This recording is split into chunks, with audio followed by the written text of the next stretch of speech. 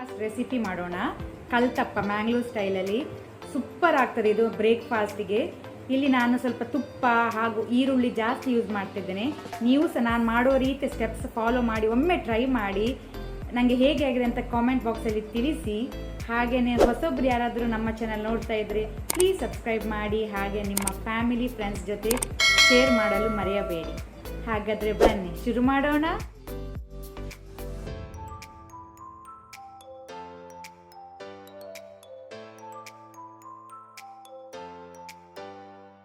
ಬೇಕಾದ ಇಂಗ್ರೀಡಿಯೆಂಟ್ಸ್ಗಳು ನಾನಿಲ್ಲಿ 1 ಲೋಟ, ಈ ಲೋಟೆಯಲ್ಲಿ 1 ಲೋಟ ರಾ ರೈಸ್ ತೆಕ್ಕೊಂಡಿದ್ದೇನೆ. ಅದನ್ನು 3 ಗಂಟೆ ನೆನೆಸಿಟ್ಕೊಂಡಿದ್ದೇನೆ, ಸೋಪ್ ಮಾಡಿ ಇಟ್ಕೊಂಡಿದ್ದೇನೆ.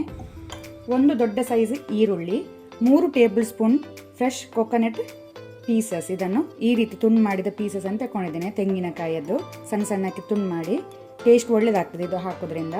1/4 ಟೀ ಸ್ಪೂನ್ ಬೇಕಿಂಗ್ ಸೋಡಾ, ಇಲ್ಲಿ 3/4 ಲೋಟೆಯಷ್ಟು ನಾನು ಬೆಲ್ಲದ ಪುಡಿ ಜಾಗ್ರಿ ಪೌಡರ್ ತೆಕ್ಕೊಂಡಿದ್ದೇನೆ. ಸಿಹಿ ನೀವು ನಿಮಗೆ ಹೇಗೆ ಬೇಕು ಹೆಚ್ಚು ಕಡಿಮೆ ಮಾಡ್ಕೊಳ್ಬೋದು.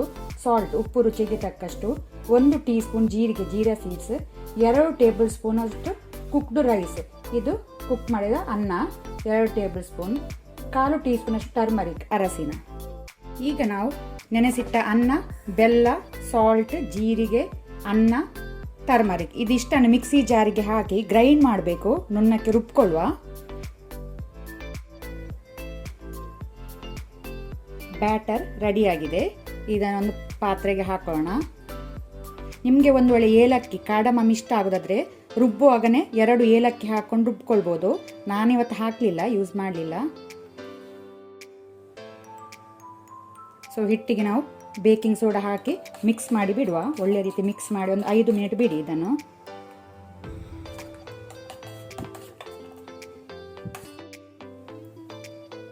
ನಾನಿಲ್ಲಿ ಪಾತ್ರೆ ಬಿಸಿಗಿಟ್ಟಿದ್ದೇನೆ. 2 ಟೇಬಲ್ ಸ್ಪೂನ್ ತುಪ್ಪ ಹಾಕೋಣ.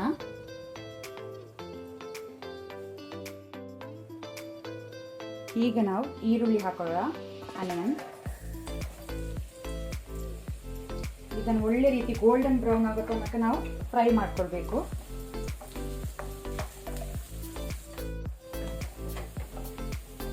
ಈ ರೀತಿ ಈರುಳ್ಳಿ ಬ್ರೌನ್ ಆಗಬೇಕು, ಒಳ್ಳೆ ರೀತಿ ಸಾಕು. ಈಗ ನಾವು ಹಿಟ್ಟನ್ನು ಹಾಕೋಣ. ಫ್ಲೇಮನ್ನು ಲೋ ಅಲ್ಲಿ ಇಟ್ಕೊಂಡಿದ್ದೇನೆ.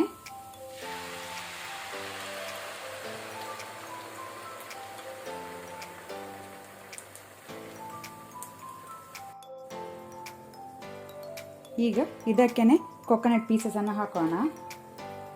ಒಮ್ಮೆ ಇದನ್ನು ಒಳ್ಳೆ ರೀತಿ ಮಿಕ್ಸ್ ಮಾಡ್ಕೊಳ್ಳುವ. ಫ್ಲೇಮ್ ಲೋ ಅಲ್ಲಿ ಇಟ್ಕೊಳ್ಳಿ, ಸಾಕು. ಜಾಸ್ತಿ ಮಿಕ್ಸ್ ಮಾಡಬೇಡಿ, ಸ್ವಲ್ಪ ಮಿಕ್ಸ್ ಮಾಡಿದರೆ ಸಾಕು.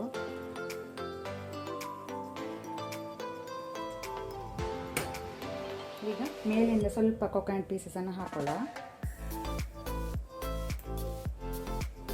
ಈಗ ನಾವು ಲಿಡ್ ಕ್ಲೋಸ್ ಮಾಡಿ ಬಾಯಿ ಮುಚ್ಚಿ ಲೋ ಫ್ಲೇಮಲ್ಲಿ ಒಂದು 15ರಿಂದ 20 ಮಿನಿಟ್ ಇದನ್ನು ಬೇಯಲಿಕ್ಕೆ ಬಿಡುವ. ಇಲ್ಲೀಗ 20 ಮಿನಿಟ್ ಆಗಿದೆ. ಕಲ್ತಪ್ಪ ರೆಡಿಯಾಗಿದೆ ಬೆಂದು. ಗ್ಯಾಸ್ ಆಫ್ ಮಾಡಿಕೊಳ್ಳುವ. ಈಗ ನಾವು ಇದನ್ನು ಪ್ಲೇಟಿಗೆ ಹಾಕೋಣ. ನಿಧಾನಕ್ಕೆ ಹಾಕೊಳ್ಳಿ.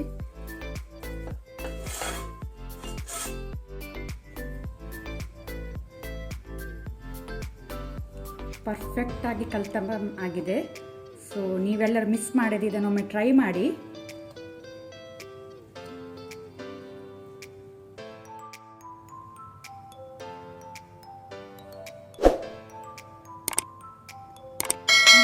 ಸಾಫ್ಟ್ ಆಗಿ ಬಂದಿದೆ ಅಂತ, ಪರ್ಫೆಕ್ಟ್ ಆಗಿದೆ ನೋಡಿ.